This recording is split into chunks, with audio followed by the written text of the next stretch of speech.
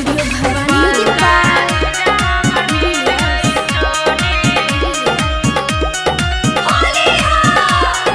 लोड़ी पियाज हमर साथ करियो, राइटर विपिन जीजा बस करो।